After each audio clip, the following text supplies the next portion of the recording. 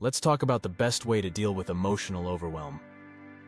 Before we solve your overwhelm problem, let me create some context.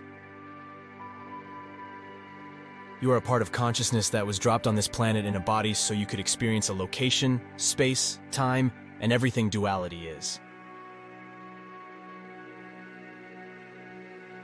How's that going? Can you handle it, or are you feeling like you're in overwhelm mode or other dominant negative emotion? Most of us are. Is the fix to change something outside of yourself? Or is the solution to address your inner world, or both?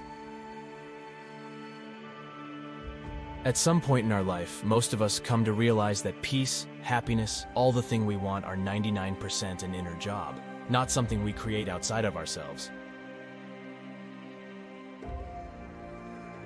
That moment is facilitated by what psychologists call hedonic adaptation, which is a fancy way of saying we change or get something in the outside world. We feel a bump in joy, pleasure, or happiness, and then we return to the previous inner state, whatever that was. Perhaps you've changed jobs, partners, location, or any number of things in your outer world, only to notice that once the bump wears off, you experience the same inner state as before.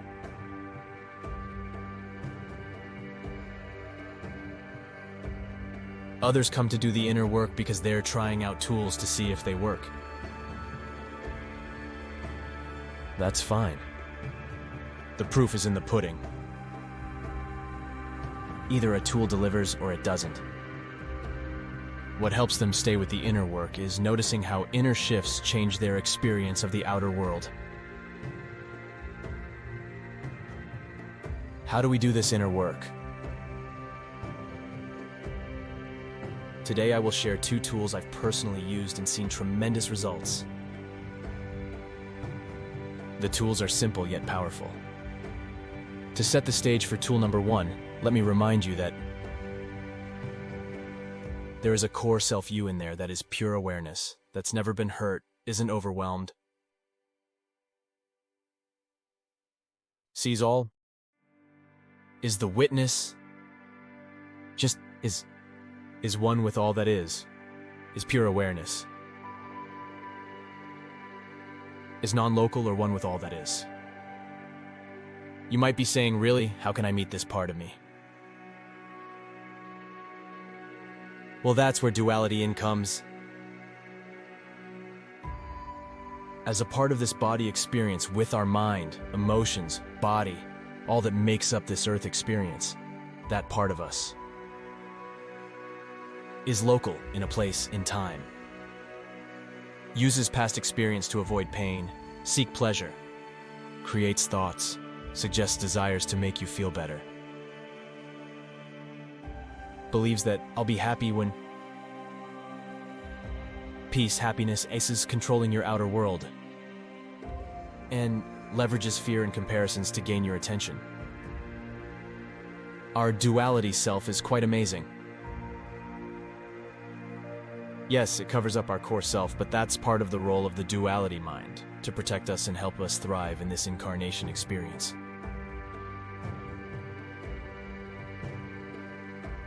Digging a little deeper into what our duality mind is up to. This part of you says the things you see here in this graphic. I am right, I am superior, and all the stuff about vindication. Comparisons, superiority, aggression, fake fear, insecurity, and hurt all flow from the dualistic mind. Our unskillful reactions come from the duality mind, usually created from a need for protection. It can be ugly and overwhelming when you first start to become aware of the dualistic mind and emotions in action.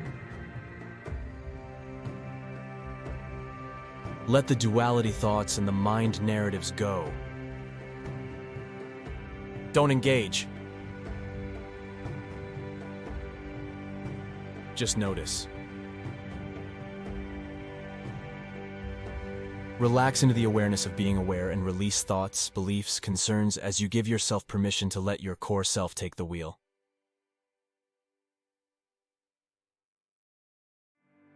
Eventually, you end up in the heart, core self, and see the fear, insecurity, and hurts. It's a mess. And sit there and allow the core self witness to de-energize the roots as it will. You're seeing tool number 1, relax and release in action. To heal the dualistic mind and experience more resourceful emotional states. Relax into the awareness of being aware, behind any inner disturbances. Release, surrender, thoughts, desires, fears, and outcomes. As we relax into the awareness of being aware, allow your awareness to rest behind, underneath, or around your inner disturbances.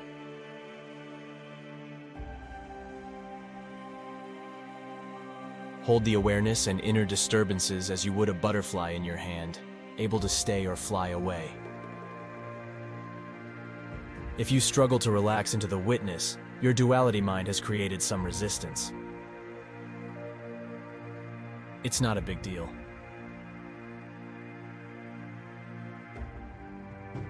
Your core self is always there. The fog of duality won't last if you give it some space. Consider doing what Shinzen Young, author of The Science of Enlightenment, calls the gone. You might have noticed that strong emotions have an arc of intensity, rising, then falling. Young teaches that at the moment the emotion subsides, or what he calls the moment of the gone, you can notice what is noticing the emotion. That's the witness. Try it right now. Imagine an emotion such as anger arching up, then as it diminishes, notice what you notice at the moment of the gone. When you notice the witness, your core self observing, just let your focus stay there and give yourself permission to see through the eyes of the witness. When I started getting good at letting my awareness shift to the witness, for fun I did it in front of a mirror and was surprised to see how my energy shifted when the witness emerged.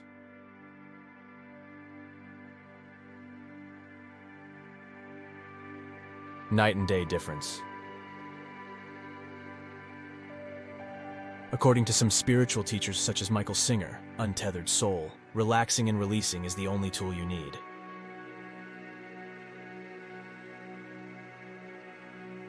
I add one more tool because we often think of relaxing and releasing as meditation tools only.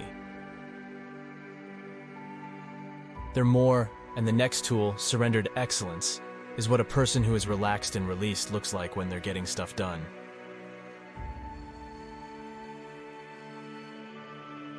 Surrendered excellence is more a mindset than a tool, but let me unwrap more about what it is and how to use it.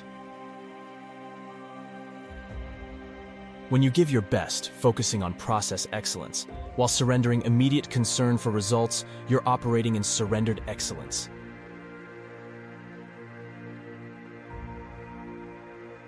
It's like you're playing a doubles tennis match with a pro. Your pro partner will win the match and you need to hit the balls that come to your side of the court.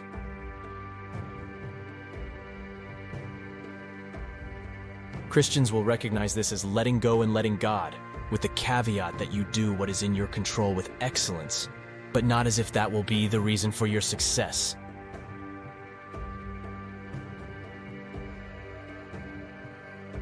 Surrender is taught by many teachers, such as Dr. David Hawkins in his book, Letting Go. The idea of finding the sweet spot of surrender with excellence was taught to me years ago when I was struggling to sell products door to door.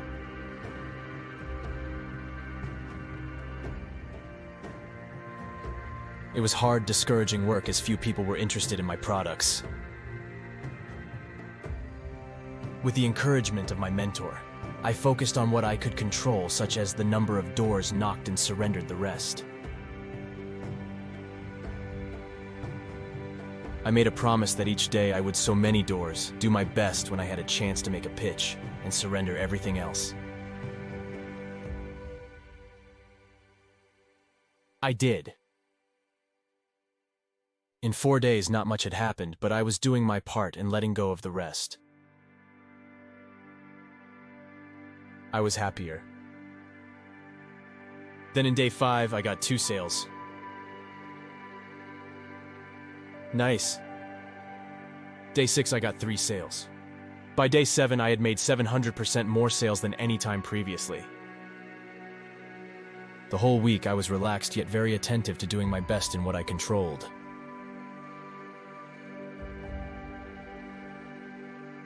I repeated this surrendered excellence process the next week and got similar results. Years later, I would see surrendered excellence play out with a young comic trying out new material at a club I was working as a musician.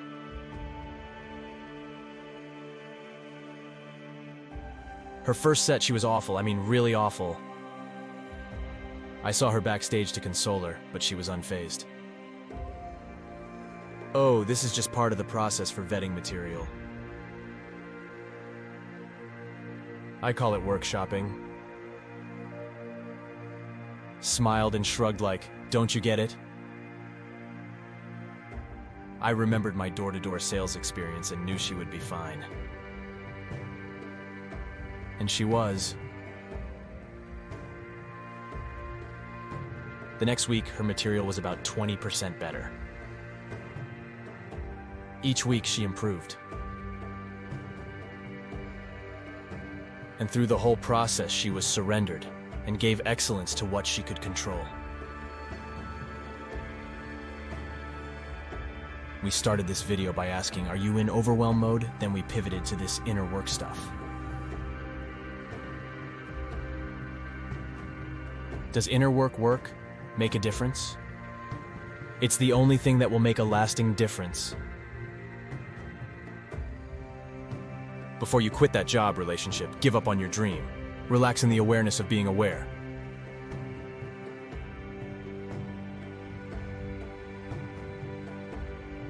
Release all else into a state of surrender. Offer the world your best in areas that you control without anxiety.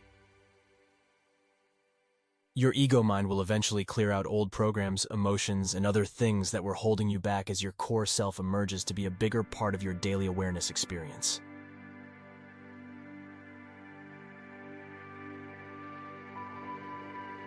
I'd love to hear your experiences with inner change. What has worked for you? Thank you for joining us today at the Change Capability Institute.